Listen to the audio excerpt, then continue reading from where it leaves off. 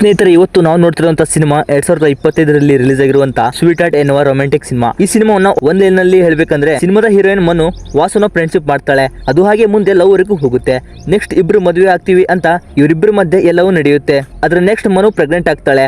ವಾಸು ಇದನ್ನ ನಂಬೋದಿಲ್ಲ. ಅದಲ್ಲದೆ ವಾಸು ಮನುಳ ಮನೆಗೆ ಹೋದಾಗ ಮನುಳ ಇಡೀ ಫ್ಯಾಮಿಲಿ ಕೈಯಲ್ಲಿ ಲಾಕ್ ಆಗ್ಬಿಡ್ತಾನೆ. ವಾಸು ಇದೆಲ್ಲ ಬೇಡ, ನಾವು ಬ್ರೇಕಪ್ ಮಾಡ್ಕೊಳ್ಳೋಣ ಅಂತಾನೆ. ಅದ್ರ ನೆಕ್ಸ್ಟ್ ಏನಾಗುತ್ತೆ ಅನ್ನೋದನ್ನ ಈ ವಿಡಿಯೋದಲ್ಲಿ ನೋಡೋಣ. ವಿಡಿಯೋನ ಕೊನೆ ತನಕ ನೋಡಿ. ಸಿನಿಮಾ ಇಂಟ್ರೆಸ್ಟಿಂಗ್ ಆಗಿದೆ. ಮತ್ತೆ ಯಾರಾದರೂ ಫಸ್ಟ್ ಟೈಮ್ ನಮ್ಮ ವಿಡಿಯೋ ನೋಡ್ತಾ ಇದ್ರೆ ಈಗಲೇ ವಿಡಿಯೋಗೆ ಒಂದು ಲೈಕ್ ಕೊಟ್ಟು ಸಬ್ಸ್ಕ್ರೈಬ್ ಆಗಿಬಿಡಿ. ಇದೇ ರೀತಿಯ ಹೊಸ ಹೊಸ ಸಿನಿಮಾಗಳನ್ನು ನಾನು ನಿಮ್ಮ ಮುಂದೆ ಕನ್ನಡದಲ್ಲಿ ತರ್ತಾ ಇರ್ತೀನಿ. ಸರಿ, ಸಿನಿಮಾವನ್ನು ಸ್ಟಾರ್ಟ್ ಮಾಡೋಣ. ಇವಳೇ ಮನು, ಇನ್ನು ಇವನ ಹೆಸರು ವಾಸು. ಈಗಾಗಲೇ ಮನು ಮತ್ತು ವಾಸು ಮಧ್ಯ ಎಲ್ಲವೂ ಆಗಿರುತ್ತೆ.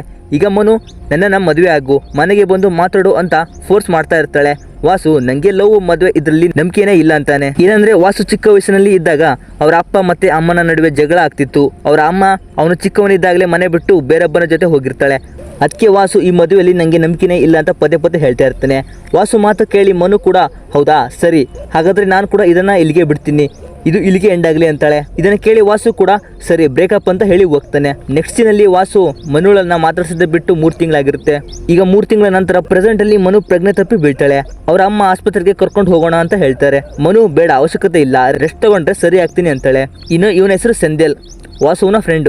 ಇವನು ತನ್ನ ಲವ್ವರ್ನ ಮನೆಗೆ ಕರ್ಕೊಂಡು ಬಂದಿರ್ತಾನೆ.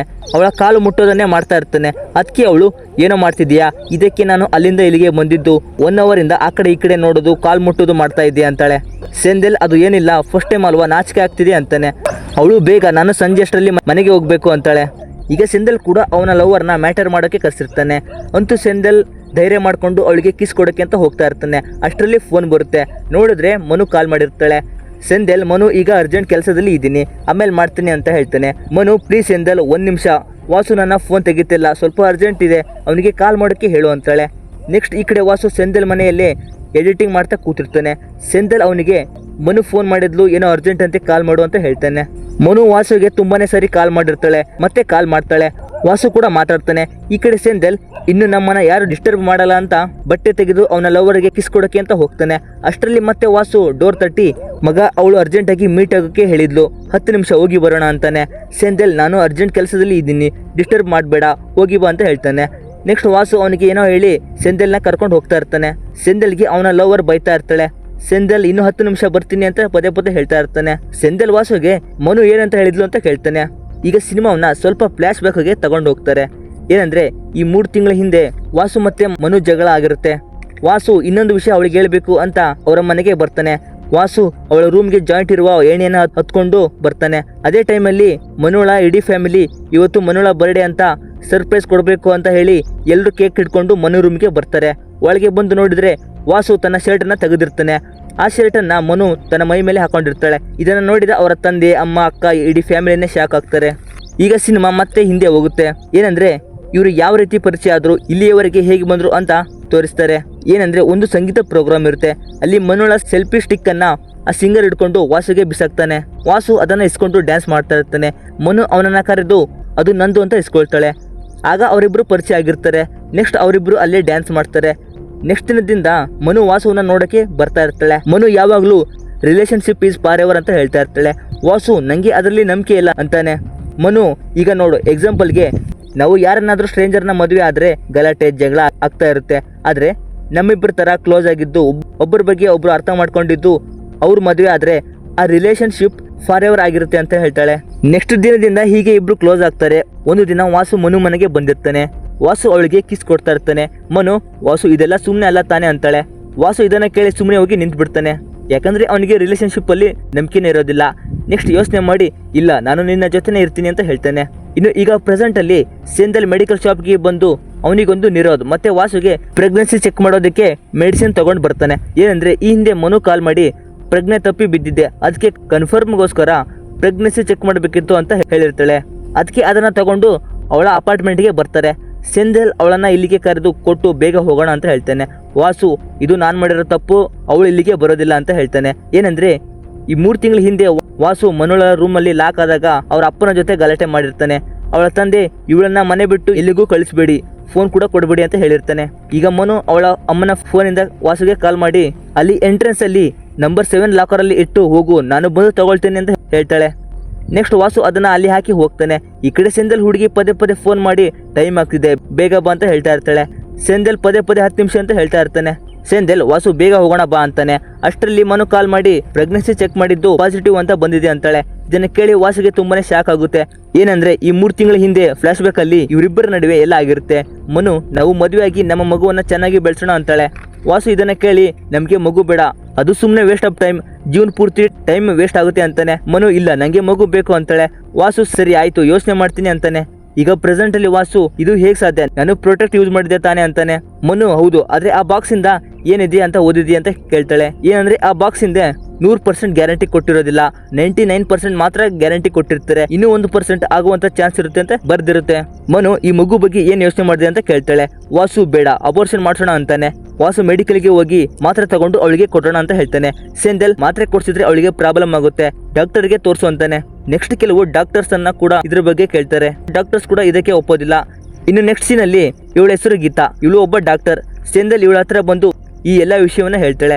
ಅವಳು ಕೂಡ ಯಾರಿಗಾದ್ರೂ ಗೊತ್ತಾದ್ರೆ ನನ್ನ ಡಾಕ್ಟರ್ ಲೈಸೆನ್ಸ್ ಹೋಗುತ್ತೆ, ನಾನು ಇದನ್ನ ಮಾಡಲ್ಲ ಅಂತಾಳೆ. ಸೆಂದಲ್ ತುಂಬಾನೇ ರಿಕ್ವೆಸ್ಟ್ ಮಾಡ್ಕೊಂತಾನೆ.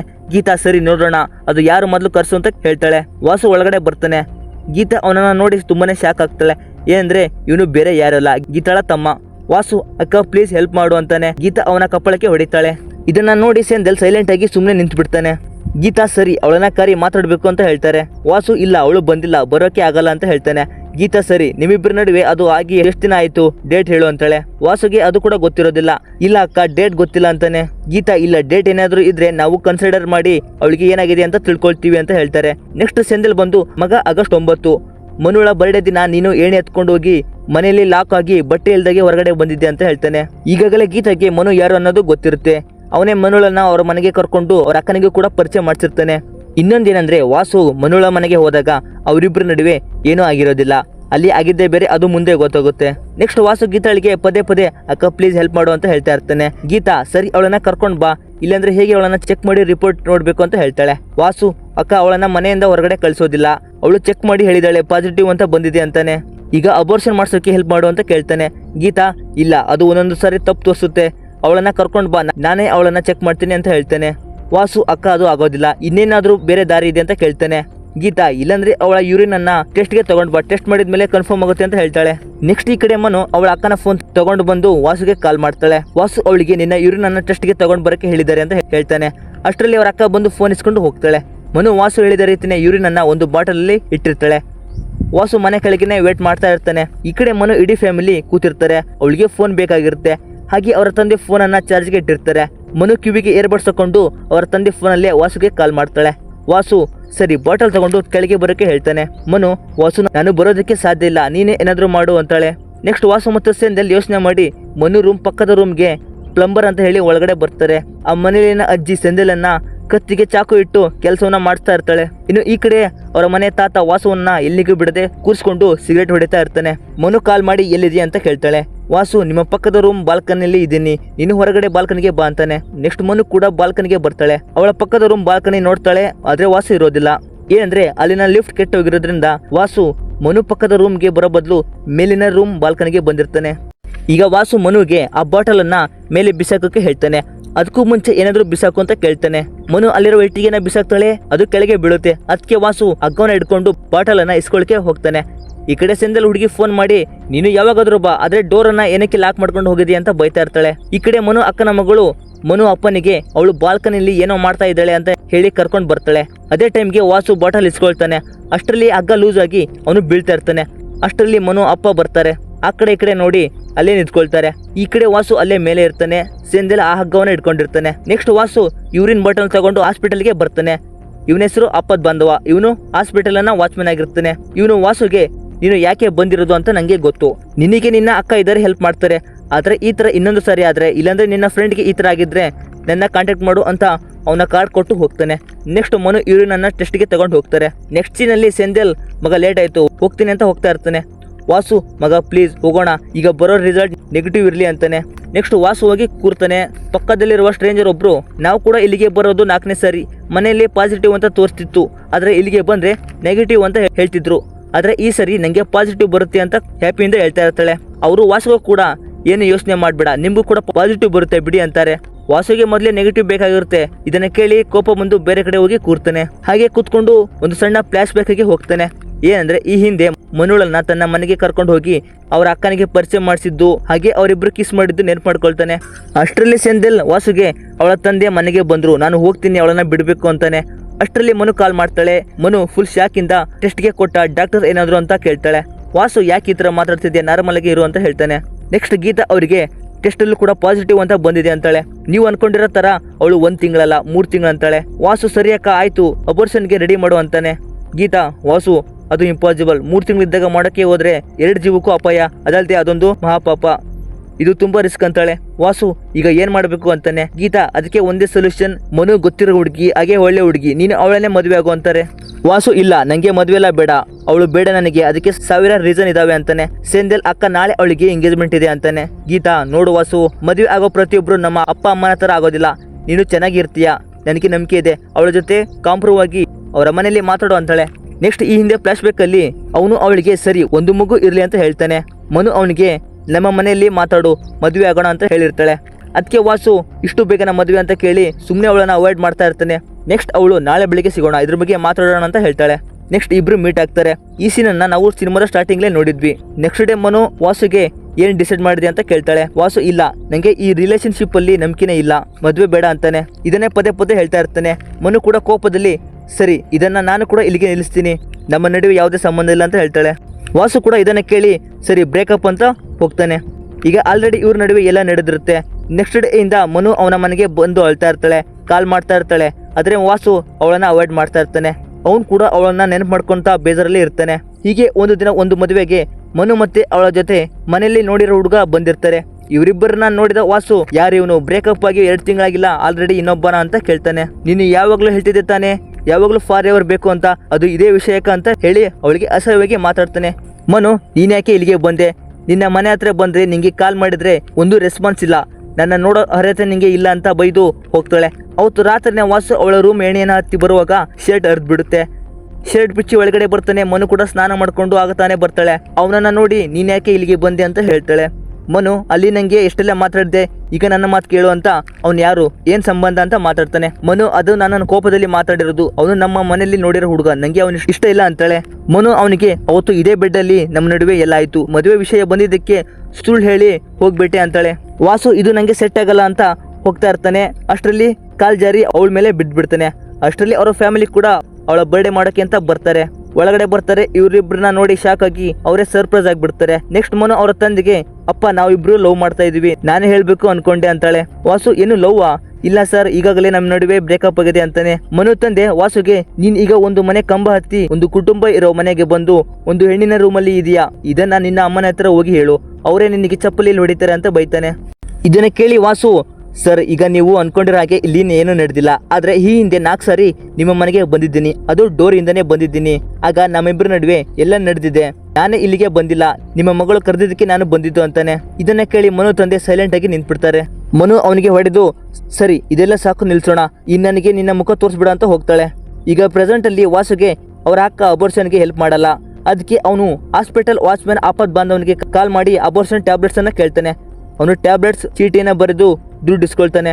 ನೆಕ್ಸ್ಟ್ ಸೆಂದಿಲ್ ಹೋಗಿ ಅಬೋರ್ಷನ್ ಟ್ಯಾಬ್ಲೆಟ್ಸ್ ಅನ್ನ ತಗೊಂಡ್ ಬರ್ತಾನೆ. ಈ ಕಡೆ ಮನು ಅವಳ ಅಕ್ಕಳಿಗೆ ಈ ಎಲ್ಲ ವಿಷಯವನ್ನ ಹೇಳ್ತಾಳೆ. ಅವಳು ಸರಿ ನೀನೀಗ ಮಗು ಬಗ್ಗೆ ಏನ್ ಯೋಚನೆ ಮಾಡಿದೆ ಅಂತ ಕೇಳ್ತಾಳೆ. ಮನು ನಂಗೆ ಮಗು ಬೇಕು, ಆದ್ರೆ ವಾಸು ತುಂಬಾ ಒಳ್ಳೆಯವನು, ಅವನಿಲ್ಲ ಅಂದ್ರೆ ಈ ಮಗುನು ಬೇಡ ಅಂತಾಳೆ. ಅವ್ರ ಅಕ್ಕ ಸರಿ ನೀನೇ ಅವನಿಗೆ ಕಾಲ್ ಮಾಡಿ ಮಾತಾಡು, ಮಗು ಬೇಕು ಅಂತ ಹೇಳು ಅಂತಾಳೆ. ಮನು ವಾಸಿಗೆ ಕಾಲ್ ಮಾಡ್ತಾಳೆ.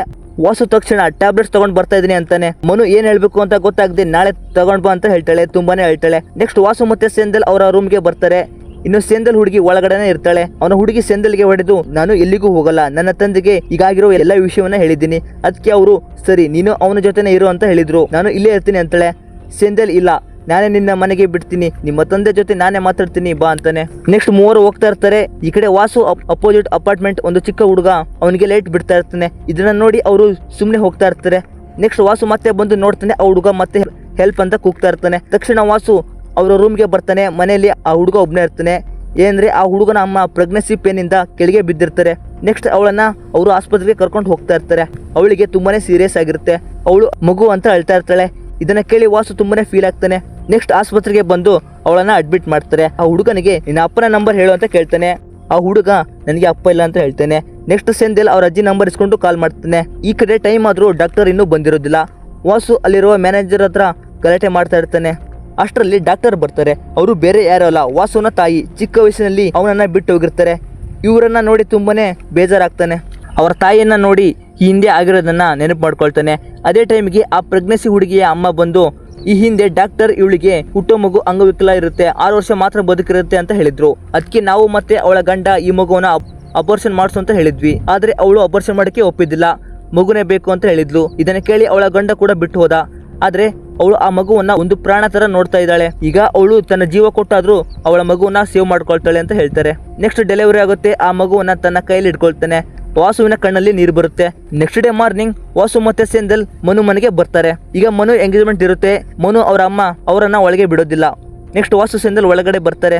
ಮನು ಅಂತ ಕೂಗ್ತಾ ಇರ್ತಾನೆ. ಅವರ ತಂದೆ ಬಂದು ಈಗಾಗಲೇ ನಂಗೆ ಅವಮಾನ ಮಾಡಿದ್ದೀಯಾ, ಈಗ ಇಷ್ಟು ಜನದ ಮುಂದೆ ಮತ್ತೆ ಅವಮಾನ ಮಾಡ್ಬೇಕಂತ ಕೇಳ್ತಾನೆ. ವಾಸು ಮನು ಮನು ಅಂತ ಮತ್ತೆ ಕೂಗ್ತಾ ಇರ್ತಾನೆ. ನೆಕ್ಸ್ಟ್ ಮನು ಬಂದು ಟ್ಯಾಬ್ಲೆಟ್ ತಂದಿದೀಯ ತಾನೆ, ಅಲ್ಲೇ ಇಟ್ಟು ಹೋಗು ಅಂತಾಳೆ. ಅವರ ತಂದೆ ಏನು ಟ್ಯಾಬ್ಲೆಟ್ ಅಂತ ಕೇಳ್ತಾನೆ. ಮನು ನಾನು ಪ್ರೆಗ್ನೆಂಟ್ ಆಗಿದ್ದೀನಿ, ಆದ್ರೆ ಇದನ್ನು ನಾನೇ ಹ್ಯಾಂಡಲ್ ಮಾಡ್ಕೊಳ್ತೀನಿ, ನೀವು ಹೋಗಿ, ನಿಮ್ಗೆ ನಿಮ್ಮ ಗೌರವ ಮುಖ್ಯ ತಾನೆ ಅಂತಾಳೆ. ವಾಸು ಮನು ಸಾರಿ, ನಂಗೆ ನೀನು ಮತ್ತು ಮಗು ಇಬ್ರು ಬೇಕು ಅಂತ ಹೇಳ್ತಾನೆ. ಮನು ವಾಸು ಹತ್ರ ಬಂದು ನೀನು ನಿಂಗೆ ಬೇಡ ಅಂದ್ರೆ ಬೇಡ, ಬೇಕು ಅಂದ್ರೆ ಬೇಕು, ನನ್ಗೇನಾದ್ರೂ ಒಂದು ಮಾತು ಕೇಳಿದ್ಯಾ ಅಂತ ಹೇಳ್ತಾಳೆ. ಇನ್ನು ನನ್ನ ತಂದೆ ಇವ್ರು ಕೂಡ ಇದುವರೆಗೂ ನನ್ನನ್ನ ಒಂದು ಮಾತು ಕೇಳಿದ್ರೆ ಅಂತ ಕೇಳ್ತಾಳೆ. ಮನು ಇದೆಲ್ಲ ಬೇಡ, ಇಲ್ಲಿಂದ ಹೋಗು ಅಂತ ಹೇಳಿ ಒಳಗಡೆ ಹೋಗ್ತಾಳೆ. ನೆಕ್ಸ್ಟ್ ವಾಸು ಡೋರ್ ಬಡಿತಾ ಇದ್ದಾಗ ವಾಸುಗೆ ಈ ಹಿಂದೆ ಮನು ತನ್ನ ರೂಮ್ ಡೋರ್ ಬಡಿಯೋದನ್ನ ನೆನಪು ಮಾಡ್ಕೊಳ್ತಾನೆ. ವಾಸು ಈ ಹಿಂದೆ ಆಗಿದ್ದಕ್ಕೆಲ್ಲ ಸಾರಿ ಕೇಳ್ತಾನೆ. ನೆಕ್ಸ್ಟ್ ವಾಸು ಒಳಗಡೆ ಬರ್ತಾನೆ. ವಾಸು ಸಾರಿ ಮನು, ನಂದೇ ತಪ್ಪು, ನಾನು ಚಿಕ್ಕವನಿದ್ದಾಗ ನನ್ನ ತಾಯಿ ಬಿಟ್ಟು ಹೋದ್ರು, ಆದ್ರೆ ಮತ್ತೆ ನನ್ನ ನೋಡಕ್ಕೆ ಬಂದಿಲ್ಲ. ಈಗ ರೀಸನ್ ಇದ್ರು ಅದಕ್ಕೆ ಆನ್ಸರ್ ಸಿಗಲ್ಲ. ಅದೇ ರೀತಿ ನಾನು ಕೂಡ ನಿನ್ನನ್ನು ಈಗ ಬಿಟ್ಟು ಹೋದ್ರೆ ನಂಗೆ ಅವ್ರಿಗೂ ಏನು ಡಿಫ್ರೆನ್ಸ್ ಇರೋದಿಲ್ಲ. ನೀನು ಯಾವಾಗಲೂ ನನಗೆ ಫಾರ್ ಎವರ್ ಆಗಿ ಬೇಕು ಅಂತಾನೆ, ನಾನು ನಿನ್ನ ಜೊತೆನೇ ಇರ್ತೀನಿ ಅಂತಾಳೆ. ನೆಕ್ಸ್ಟ್ ಮನು ಕೂಡ ಹಳೆದನ್ನ ಮರೆತು ಹ್ಯಾಪಿ ಆಗ್ತಾಳೆ. ಅಷ್ಟರಲ್ಲಿ ಅವರ ಇಡೀ ಫ್ಯಾಮಿಲಿ ಬರುತ್ತೆ. ವಾಸು ಕೂಡ ಅವರ ತಂದೆಗೆ ಕ್ಷಮಿಸಿ ಸರ್, ಅವಳನ್ನ ಈಗ ಬಿಟ್ಟು ಹೋದ್ರೆ ನಾನು ಮಾಡಿರೋ ದೊಡ್ಡ ತಪ್ಪು ಇದೇ ಆಗುತ್ತೆ ಅಂತಾನೆ. ನೆಕ್ಸ್ಟ್ ಮನು ತಂದೆ ಕೂಡ ಒಪ್ಕೊಳ್ತಾರೆ. ಇಡೀ ಫ್ಯಾಮಿಲಿ ಇವರನ್ನ ಒಪ್ಕೊಳ್ತಾರೆ. ಸಿನಿಮಾದ ಎಂಡಲ್ಲಿ ಎಲ್ಲರೂ ಹ್ಯಾಪಿ ಆಗ್ತಾರೆ.